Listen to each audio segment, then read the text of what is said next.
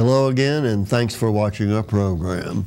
I'm Harry Greenberger, the president of the New Orleans Secular Humanist Association and the host for this show.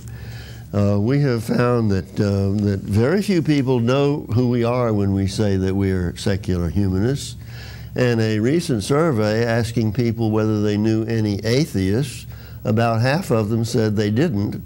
The fact is they did know atheists, they just didn't know that they were, and because these people had kept it to themselves.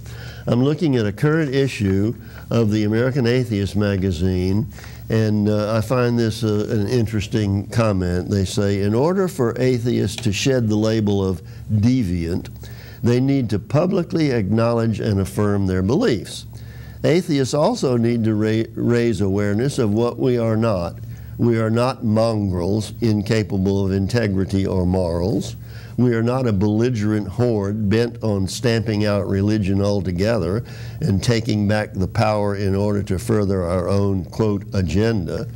In fact, the author says, I could care less that people believe in religion or a higher power, provided the devout and pious are not pushing their religion onto others or causing harm to the greater society. Now, in our group, not everyone labels himself as an atheist. We have folks who would rather prefer to be called agnostic or secularist or humanists or many other terms. But we wanted you folks to know that we come in a variety of sizes, shapes, and attitudes. And so we've been doing a series with people from our group talking about their own lifestyle, how they came to be secular, and how it has affected their life. So today we have with us three guests. We have Carter Hooper, who says that he is awake, Beth Deitch, and Betty Alessandra. And Carter, we're going to start with you. Tell us something about, you know, who you are and what sort of life you lead. A creative director for a local agency in town. I've been with advertising for about 20, 25 years. I was living in Biloxi when Katrina hit, and after that I came back and resettled in New Orleans. And people always say, like, I take hold of that word and I call myself an atheist, and people always say, well, one day you'll change or you'll find God or something. And I say, you know what? I was in a closet in Katrina off the beach with 6 feet of water on top of a floaty thing with a bottle of booze in my hand. If I didn't find God then, I don't think I'm going to find him. And I thought about it too. I went, now's the time. You might not get through this. And it was like, screw it. Well, that's the same as when they say there are no atheists in foxholes. Yes, there are. Yeah, there are. If they were atheists when they got in the foxhole, they were still atheists. Right. All right. So you do have people who you acknowledge your secularism. Yeah, I think we should take hold of that word too. I mean, some people call them secular humanists, but to me that just kind of confuses people. And if they're going to lump us all together anyway, we might as well just have the same name and then just, make that word not so, like, dirty. Oh, it is pejorative when you call someone an atheist, but I think it's a matter of our desensitizing the public by using it, just like the gay and lesbian people. It wasn't that many years ago that any name you applied to them was very insulting. Right. And now, it's just another word, and we need to desensitize the public to the word atheist. Not that we require that everyone become an atheist, but the thing about atheism is it says what we do not do or what we are not. We do not accept the fact that there is a supernatural being that created everything. It doesn't say what we do believe, because atheists can come in all kinds. That's where secular humanism takes it one step further, and they say, secular says I don't have a religion. Humanism says that I think the important thing is people and living well, etc. So it's whatever label people prefer, is no big problem. So, but you do Do you, in some cases, try to not let it be known that that you're a non-believer? No, but I mean, I don't preach it or anything like that. I will never. I mean, on my Facebook page it says atheist, and sometimes late at night I'll, drunk Facebook videos and just have to deal with it the next day. But everybody knows I'm an atheist, and I just don't go around saying it. And like I think with atheists, I would never argue anything religious. I would just walk away if anybody even tried to argue with me.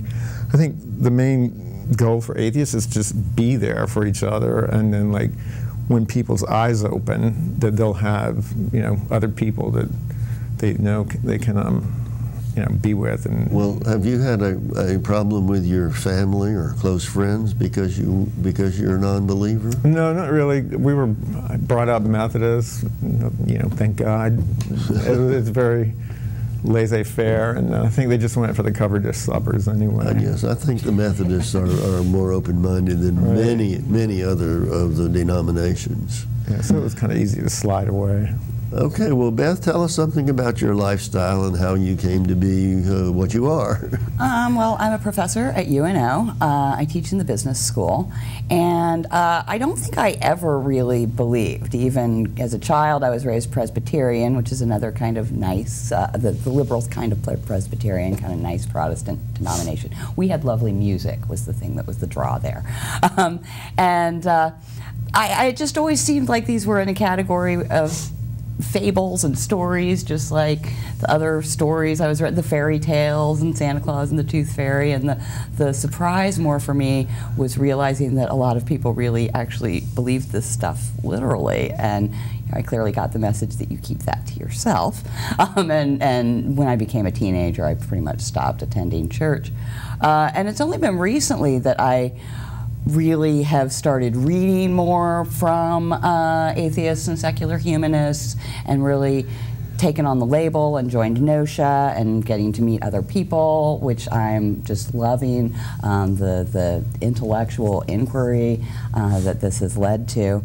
And I'm starting to be out about it a bit in my classroom. Okay. It's not relevant to a lot of what I teach, but in my management classes we do have a section on diversity. And in my organizational behavior class, it's an advanced seminar class, we did an interesting exercise where people, I listed all of their social identities on paper, where it was gender, I would be female, and nationality, I'm a US citizen, and we had sexual orientation, where I am a lesbian, and it had religion, and I put atheist. And all my students did these and gave them to me. Fully 1/4 of my class identified as atheist or wrote none for religion. And yet, each of these you were supposed to mark which one made you most comfortable at UNO, least comfortable at UNO. Everyone who said atheist said least comfortable. That was the one that made them least comfortable, because they didn't know that others also shared this identity. Exactly. Now, this is an advanced level class? It's not your freshmen? No, I don't teach freshmen. These are going to be more like juniors or seniors.